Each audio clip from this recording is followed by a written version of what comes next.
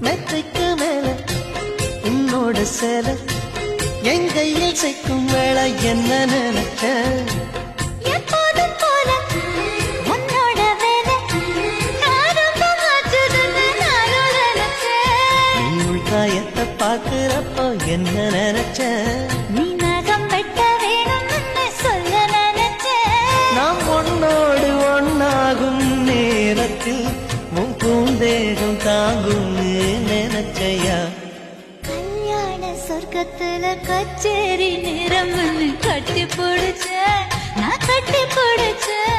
என் வெட்கம் விட்டு மூச்சு முட்டை கட்டி பிடிச்சேன். சொக்கி தவிச்சேன்